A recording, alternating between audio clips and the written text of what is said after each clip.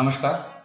आज मैं आपको एक कहानी सुनाने जा रहा हूँ। कहानी एक छोटी सी खूबसूरत गांव मैनपुरी की है, जो ब्रह्मपुत्र नदी के बिल्कुल किनारे बसा हुआ है। ब्रह्मपुत्र नदी, जिसका उद्गम स्थल हिमालय की उत्तरी भाग में स्थित मानसरोवर का आंशिक ग्लेशियर है और जिसकी निर्मल धारा चाइना, भारत और बांग्लादेश को छूते हुए 2900 किलोमीटर की दूरी तय करने के बाद ही विराम लेता है। इस नदी को भगवान ब्रह्मा का पुत्र भी माना जाता है। सूरज की पहली किरण से इसका जल स्वर्णिम हो जाता है और वो स्वर्णिम किरणें हमारे आंखों से टकरा के हमें एक खास किस्म की एहसास दिलवाता है। वैसे तो इनका खूबसूरती का मिसाल अनगिनत है, पर इसका रौद्र रूप भी उतना ही डरावना है। मैनपुरी गांव, जिसकी प्राकृतिक चट्टा देखते ही बनता है। चारों तरफ हरियाली ही हरियाली, जिसका मस्तक सिल डूबी है और जिसके चरण खुद ब्रह्मपुत्र नदी पकड़ती है। ऐसे पवित्र पवन गांव के बीचों बीच शंकरजन जातीय विद्यालय, जो विद्या जैसे पवन गंगा को बहा रहा है।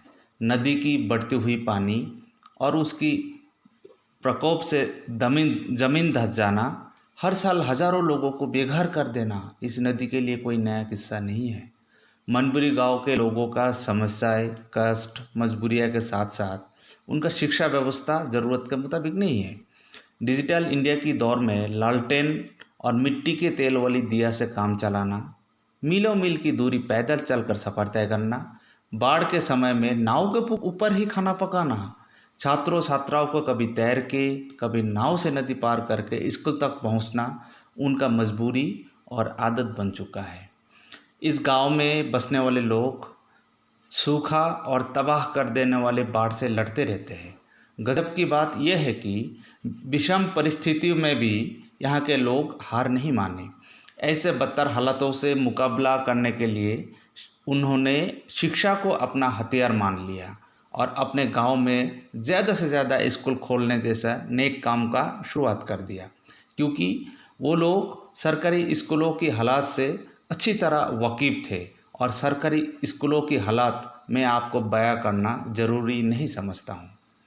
आम लोगों के शिक्षा के प्रति लगन और आने वाले नए पीढ़ियों की भविष्य को मद्देनज़र रखते हुए समाज के कुछ प्रतिष्ठित व्यक्ति सामने निकल के आए और गांव वालों का हौसला बढ़ाया।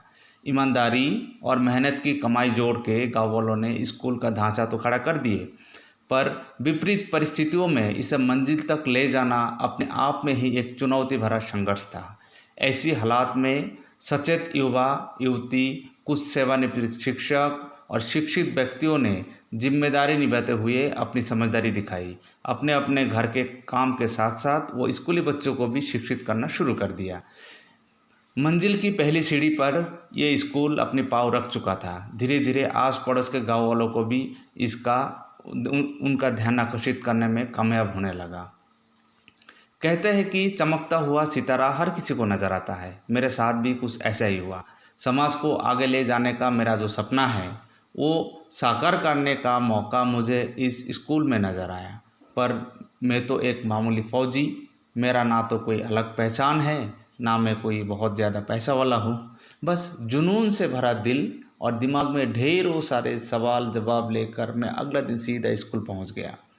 स्कूल अथॉरिटी के सामने मैं अपनी बात कुछ इस तरह रखा। समाज और बच्चों की उन्नति, बच्चों की उज्जवल भविष्य के खातिर मैं निस्वार्थ भावनाओं से कुछ योगदान देना चाहता हूँ। स्कूली बच्चों को पढ़ाई के साथ साथ फिजिकल ट्रेनिंग और एक्स्ट्रा करिकुलर एक्टिविटीज़ सिखाना उतना ही ज़रूरी है। अनुशासन, बेहतर जीवन शैली, समय की पाबंदियाँ मुझे भारतीय सेना ने सिखाया है। मुझे पूरा विश्वास है कि मैं सेना के तौर तरीके बच्चों से साझा करके उनके ज़िंदगी संवरने में मदद कर सकता हूँ। इस छोटा सा काम के लिए मुझे एक मौका ज़रूर दीजिए। अपनी छुट्टी में मैं इस बच्चे के लिए पूरा मेहनत करूँगा। परमिशन मिलते ही अपना गांव और समाज के लिए कुछ अलग कर दिखाने का रास्ता खुल चुका था। अगले दिन अपना दोस्त के साथ सुबह 9 बजे स्कूल पहुंचा। स्कूल के मैदान पर छोटे छोटे बच्चे बच्चियां अपनी आंखें बंद करके सेना में ज़रूरी ट्रेनिंग के साथ साथ ड्रिल को प्राथमिकता दी जाती है, क्योंकि यह वो सिखलाई है जो दिल, दिमाग और जिस्म को एक साथ काम करने की आदत डालता है। अपनों से बड़े, बुजुर्ग तथा गुरुजनों से बातचीत करने का ढंग या तरीका सिखाता है। ड्रिल के जरिए अनुशासन, समय की पाबंदी जैसे ज़रूरी गुण रोम रोम में बैठ जाता है। राष्ट्र के प्रति प्रेम और जिम्मेदारी का एहसास के साथ साथ जो बच्चे भारतीय सेना को अपना करियर बनाना चाहता है, उसे भी मदद मिल सकता है। ऐसी शिक्षा बच्चों तक पहुंचाना बहुत ज़रूरी था, इसलिए मैंने अपना शुरुआत जनवरी महीने का कपकपाती हुई ठंड, और वैसे ही वो स्कूल तो बिल्कुल नदी किनारे थे, इसलिए कोहरा भी बहुत घना था। मैं सुबह जल्दी तैयार होकर स्कूल के लिए पैदल निकल पड़ता था। समय से पहले पहुंचकर बच्चों को समय की पाबंदी यानी पंक्चुअलिटी सिखाना ही उस समय का सबसे बड़ा ज़रूरत था। हमें हमारे बच्चों को बहुत सारी शिक्षा ऐसा होता है जो किताबों से नहीं दे सकते। बच्चे गुरुजनों के तौर तरीक़ों को अनुकरण करके भी बहुत सारे सीख लेते हैं। मैंने अपना काम तो शुरू कर चुका था।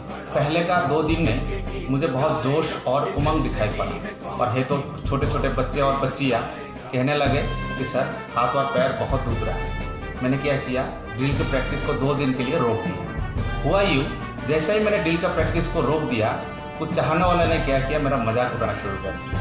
पर मैं कहाँ हार मानने वाले में से। मैंने क्या किया, ड्रिल की प्रैक्टिस में कुछ तब्दीली लेके आया। जैसे हर 20-25 मिनट में ब्रेक देना, फिर ब्रेक के बीच में बच्चे के साथ ढेर सारे मस्ती करना, फिर उनके साथ गाना गाना, कहानी, चुटकुले सुनाना। ऐसा मज़ेदार चीज़ों को क्या किया, मैंने ड्रिल में जोड़ दिया। और साथ ही साथ स्कूल अथॉरिटी ने क्या किया, बच्चे के लिए कुछ जलपान का भी इंतज़ाम कर दिया। यकीन मानिए, अगले 1 हफ्ते में ही चमत्कार हो गया। क्लासरूम, बरामदा, स्कूल फील्ड, पानी पीने का नलका, शाम को नदी किनारे, जहाँ बोलिए हर जगह पे एक ही आवाज़, 1 2 1 1 2 1, ये हर जगह पे सुनने को मिला। ऐसे माहौल को देख के मेरा मन में एक विश्वास जाग उठा था कि मैं अपने मकसद में ज़रूर सफल होंगे। ड्रिल के बहुत सारे भाग होते हैं, पर उनमें से पायलट ड्रिल, केबिन ड्रिल, पत्रे से लूट, तेज चाल और थाम जैसे वो भाग को मैंने चुना जो देखने में सबसे ज़्यादा आकर्षित और ज़्यादा सुंदर होते हैं। ताज्जुब की बात यह है कि जो लड़कियां बिना वजह से अपना गर्ल्स कॉमन रूम से निकलने में शर्माती थी, वो लड़कियां ड्रिल के मामले में लड़कों को भी पीछे छोड़ दिया। और तो और नर्सरी, LKG के बच्चे भी ऐसे ठंड में सुबह 7 बजे आके स्कूल के प्रैक्टिस में भाग लेना शुरू कर दिया। कुल मिला के पूरे स्कूल को ड्रिल का नशा चढ़ चुका था। बच्चे की जोश को अपना ताकत मान के मैंने अपना प्रैक्टिस को जारी रखा। वैसे तो ड्रिल की प्रैक्टिस के लिए बहुत कुछ चाहिए होता है, पर उनमें से जूता बड़ा अहम है। मैंने देखा कि बहुत सारे स्टूडेंट तो चप्पल में है। अब ड्रिल का प्रैक्टिस बिना जूते का तो हो नहीं सकता। कई बार ऐलान करने के बावजूद भी बच्चे चप्पल में ही आ रहे थे। मुझे गुस्सा सा आया और किसी एक से पूछा, जूते क्यों नहीं पहना? जवाब कुछ इस प्रकार था, सर, अगले शुक्रवार को पिताजी बाज़ार जाएंगे सब्जियां लेकर, और फिर मेरे लिए जूता खरीद के लेकर आएंगे। मैंने उसे कुछ नहीं कहा। वो बच्चा फिर से मुझे आवाज़ दी और कहा, सर, पिताजी ने कहा है इस बार पक्का लेके आएगा। मैं ज़मीन की तरफ देखते हुए जवाब दिया, ठीक है बेटा।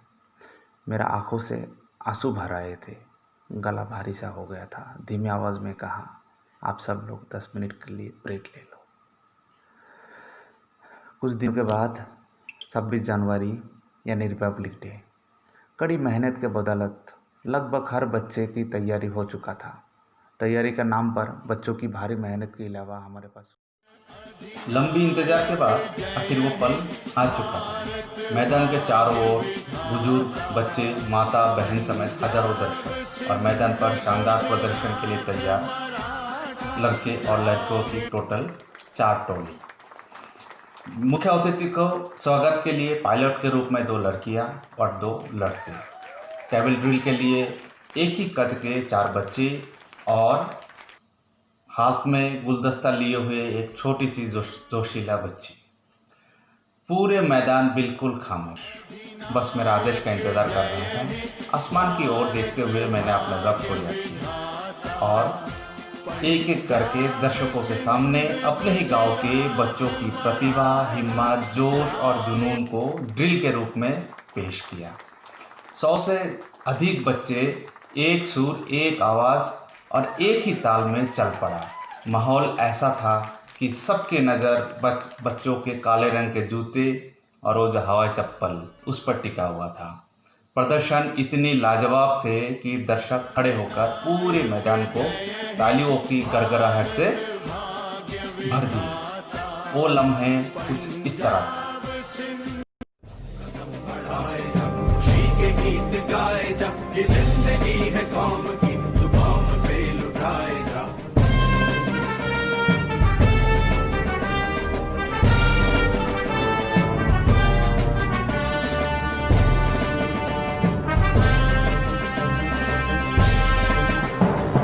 शेर हिंद आगे बढ़, मरने से फिर भी तू न डर, उड़ा के दुश्मनों का सर, तुझे वतन बढ़ाए जा। शेर हिंद आगे बढ़, मरने से फिर भी तू न डर। लोगों का मानना है कि ऐसी बेहतरीन प्रदर्शन पहली बार देखने को मिला। पूरे 40 मिनट के प्रदर्शन, शानदार प्रदर्शन के बाद बच्चों को बीचों बीच मैंने गया और उनको गले लगाकर मैं अपना खुशी इजहार किया। उनके मेहनत और उसको हौसला का भी उनको दाद दिया। उल्लास के साथ पूरे बच्चे चारों तरफ से मुझे घेर रखा था। उस समय पे खुशियों का आंसू कहाँ रुकने वाले थे। एक सफल प्रयास और मन में बसा सपनों को साकार करके शंकराचार्य जातीय विद्यालय के स्टूडेंट ने ये साबित कर दिया कि गरीब के इरादे हिमालय पर्वत समान ऊंची भी हो सकता है। मेरा मानना है कि हमें जो शिक्षा नहीं मिल पाई है वो कमियां हमारे गांव तथा समाज के बच्चों को नहीं कमी महसूस होनी चाहिए। तो फिर चले एक कदम शिक्षा की ओर, ताकि गर्व से कह सके कि मैं गांव का रहने वाला हूं। फिर कोई नई कहानी के साथ आपके सामने फिर से हाजिर होंगे। तब तक के लिए मुझे इजाज़त दीजिए। धन्यवाद। Thank you. जय हिंद।